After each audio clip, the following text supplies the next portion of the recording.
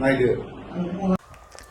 खुलुमबाय रायजोफोर गोबावसैमोन बेफोरबादि ससियेल मिडियायाव भिडिअ लाबोयैया आङो दिनै नोंथांमोननि गेजेरावहाय लाना फैनाय भिडिअआ बेनो जाहाथे नोंथांमोना थाम्बनेलाव नायनानै अलरेडि बुजिखाबाय जानांगौ दिनै फुंनिफ्रायनो दि मोनसे भाइरेल भिडिअ गोबां ससियेल मिडियायाव स्प्रेड जागासिनो दङ बेफोरनि सायावनो आंबो फंनैसो बुंनो बे भिडिअखौ लाबोनाय जाबाय स' नोंथांमोना नायलांबाय था आङो गिबियावनो बाख्नायनो लुबैदों आरो बिथांमोननिसिम जोबोर जोबोर साबायखर जाय एक्स NDFB सार बिथांमोना गुवाहाटी नोगोराव थानानै जायफोरा बेफोरबादि गाज्रि खामानिजों लोब्बा थानाय बिसोरखौहाय अन दा स्पट हमनो हानायनि थाखाय बिथांमोनखौ जोबोर बाख्नायथाव एबा बिथांमोननि खामानिया जोबोरैनो बाख्नायथाव दा बिथांमोना बे मोनसे बाख्नायथाव हाबा मावनायजों लोगोसे गावसोरबो मोनसे गोरोन्थिखौ मावलांबाय हमनो हादोंमोन दायनिगिरिफोरखौ नाथाय बेनि गेजेरावनो गावसोरबो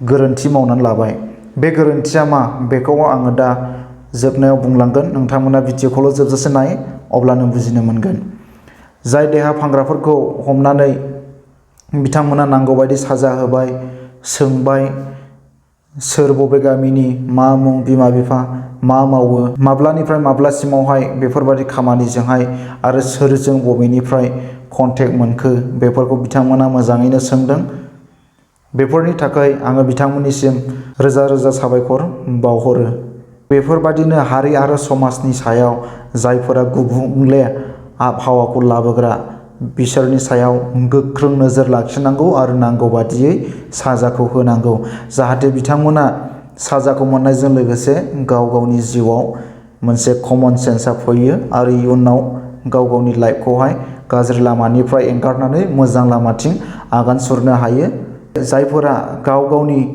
न'खर बिमा बिफा नागारनानै उइदाउट जब उइदाउट बिजनेस जेबो खामानि मावालासिनो नोगोर आरो टाउन फिसा फिसाफोरावहाय रुम भारा लानानै थायो बिसोरनि सायावहाय गोख्रों नोजोर लाखिनांगौआ जों साफ्रोमबो बर' रायजो राजा एबा जोंनि गोख्रों बर' संगठन आफादफोरनि दायथ' मानो होनना बुङोब्ला जोंनि हारिनि माखासे गोख्रों संगठनफोरा जुदि सिगां आवगायनानै लामा दिन्थियोब्ला जोंनि माखासे रायजो राजाफ्राबो बिथांमोननि हेफाजाबजोंहाय समाजनि गुबुंले मैला खामानिखौहाय सुस्रांनायावहाय आवगायनो थाखाय गोहो बोलो मोनगोन बेनिखायनो जायफोरा गावनि न' बिमा बिफाखौ नागारनानै उन्दै बैसोआवनो एबा देरफुनाय समावहाय जेबो खामानि मावनाय गैया जेबो इनकाम सर्स गैयालासिनो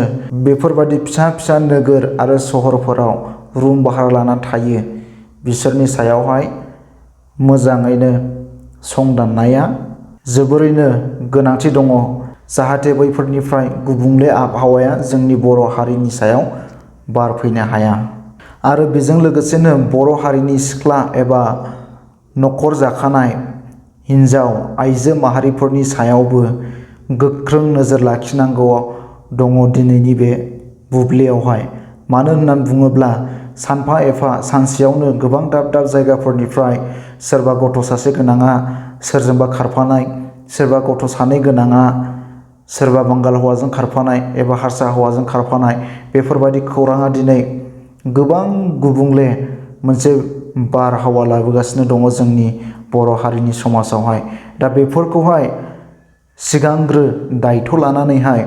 फोजोबग्रोनांगौनि गोबां मावनांगौ हाबा दङ जोंनि हारिनि आफादफोरनि सायावहाय दायो बांलांनायनिफ्राय बांलांबोगासिनो दङ जोङो ससियेल मिडियायाव अखा नायब्लानो नुयो सोरबा सोरनिबा बिहामजो खारदों सोरबा सोरनिबा हिन्जाव खारदों सोरबा सोरहाबा गथ' साथाम दङमोन बेफोरबायदिल' जोङो खौरां एबा निउसखौ अखा नायनानै ससियेल मिडिया प्लेटफर्म अपेन खालामोब्लानो जोङो नुनो मोनो बेसे लाजिथाव आरो बेसे दुखुनांथाव जोंनि बर' हारिनि समाजाव दा बेफोरबायदि गुबुंले बारहावाया बबेनिफ्राय एसेबां बारफैनो मोनखो दा बियो जोबोरैनो साननो गोनां दा बेफोरनि सायाव जोंनि एक्स NDFB आफादफोराल' नङा जेसेबांनाखि जोंनि बर' हारिनि सायाव आफादफोर गैया मानो गासैबो बेखौहाय गोख्रों नोजोर लाखिनानै गोख्रों दायथ' लाखिनानै समाज आरो हारि फोसाबनायाव सिगां फारसे आवगायबोनांगौ दङ होननानै आङो सानो।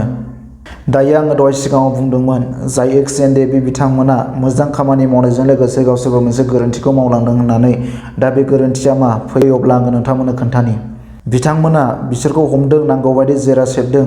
दा बिनि सायावहाय बिथांमोना मा गोरोन्थि मावदों होननानै बुङोब्ला आंनि मेगननि नोजोराव बिथांमोना गावसोरनि खामानियाव जोबोरैनो साक्सेसफुल एबा जाफुंसारनो हादों।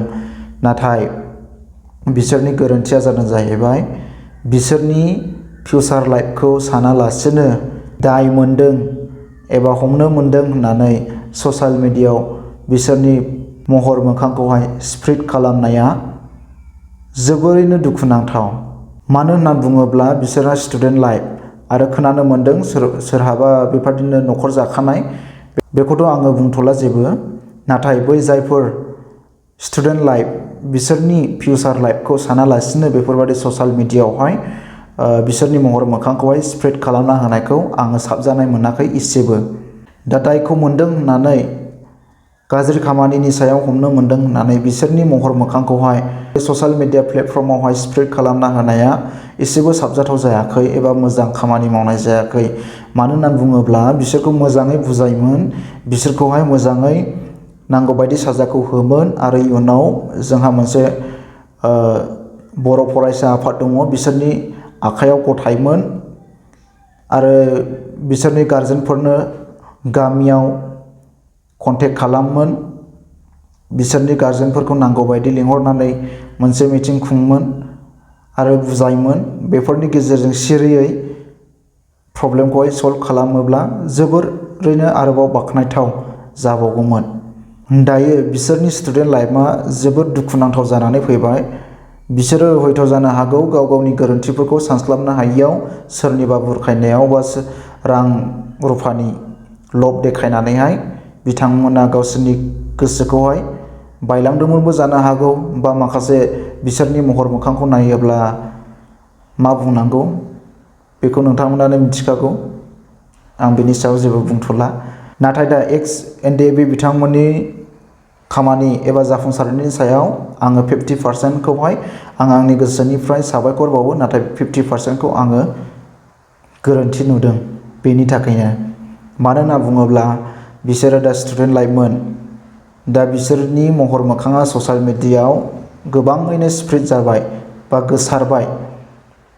दा बिसोरो मा मोखाङै गाव गावनि फरायनायखौ लानानै आखायाव बिजाब लानानै माबोरैहाय कलेजाव थांगोन एबा स्कुलाव थांगोन, मा मोखां दिन्थिगोन।